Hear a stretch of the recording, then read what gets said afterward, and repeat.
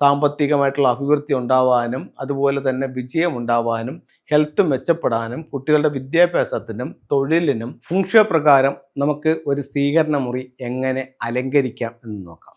South ഈസ്റ്റിൽ നിങ്ങൾക്ക് ഒരു ലക്കി ബാമ്പു വയ്ക്കാം.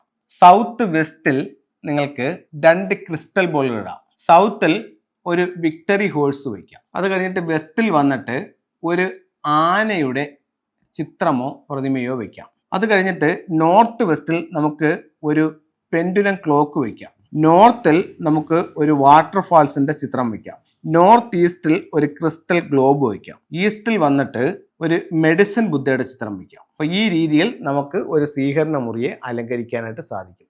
ഇത് ഫംഗ്ഷയുടെ ഓരോ പ്രോസ്പെരിറ്റി സിമ്പലുകളാണ് നമ്മൾ ഇതിനകത്ത് ഉപയോഗിച്ചിരിക്കുന്നത്. ഇത് ഒത്തിരി നല്ല റിസൾട്ടുകൾ നമുക്ക് കിട്ടാനായിട്ട് നല്ലതാണ്. നമുക്ക് സാമ്പത്തികമായിട്ടുള്ള അഭിവൃദ്ധി ഉണ്ടാവാനും അതുപോലെ തന്നെ വിജയം ഉണ്ടാവാനും ഹെൽത്ത് മെച്ചപ്പെടാനും കുട്ടികളുടെ വിദ്യാഭ്യാസത്തിനും തൊഴിലിനും ഗൃഹനാഥൻ്റെ അഭിവൃദ്ധിക്കും അതുപോലെ തന്നെ അറിവിനും വേണ്ടിയൊക്കെ നമുക്ക് ഇത്തരം കാര്യങ്ങൾ നമുക്ക് പ്രയോജനപ്പെടുത്താവുന്നതാണ്. ഇനി ഫംഗ്ഷയുടെ ചില ടൂളുകൾ നമുക്ക് പോകാം. ഇതാണ് വിക്ടറി ഹോഴ്സ്. ഇതിലൊരു കാര്യം ശ്രദ്ധിക്കണമെന്ന് പറഞ്ഞാൽ, ഞാൻ അടുത്ത സമയത്ത് ഒരു കൺസൾട്ടിങ്ങിന് ഒരു വീട്ടിൽ ചെന്നപ്പോഴത്തേക്ക് തിരുവനന്തപുരത്താണ് 4 കുതിരകളുടെ ഒരു ചിത്രം വെച്ചിട്ടുണ്ട്. അപ്പോൾ 4 കുതിരകൾ ഫംഗ്ഷൻ പ്രകാരം നല്ലതല്ല.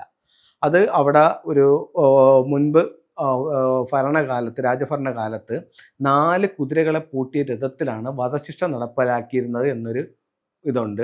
അപ്പോൾ 4 കുതിരകളെ മരണസംഖ്യയായിട്ടാണ് അവർ കണക്കാക്കുന്നത്. അപ്പോൾ 4 കുതിരകളുള്ള ചിത്രം പാടില്ല. കുതിരകൾ ഒന്നുകിൽ സിംഗിൾ വെക്കണം, അതല്ലെങ്കിൽ 9 കുതിരകൾ ഈ ഒരു പീരീഡിലും നല്ലതാണ്. അടുത്തത് നമ്മൾ ഇതിനകത്ത് പറഞ്ഞിരിക്കുന്നത് ഒരു ആനയുടെ ചിത്രമാണ്. അടുത്തത് നമുക്ക് പറഞ്ഞ ക്രിസ്റ്റൽസ് ആണ്. ക്രിസ്റ്റൽസ് എന്ന് പറയുമ്പോഴത്തേക്ക് ഇത് ആർട്ടിഫിഷ്യൽ ക്രിസ്റ്റലാണ്, ഒരു ക്രിസ്റ്റൽ ബോളാണ്. ഇത് വന്നിട്ടെന്ന് പറഞ്ഞു കഴിഞ്ഞാൽ ക്ലസ്റ്ററാണ്. ഇത് അമത്തിസ്റ്റിൻ്റെ ജിയോഡ് എന്ന് പറഞ്ഞിട്ടുള്ളൊരു സ്റ്റോണാണ്. ഇത് നമുക്ക് എവിടെ വയ്ക്കാം? സൗത്ത് വെസ്റ്റിൽ വയ്ക്കാം. ഒരു ജോഡി മണ്ടേരിയൻ ഡെക്സ്, കപ്പിൾസ് തങ്ങളുള്ള ഐക്യത്തിന് വേണ്ടിയിട്ട് മണ്ടേരിയൻ ഡെക്സിനെ നമുക്ക് വയ്ക്കാവുന്നതാണ്.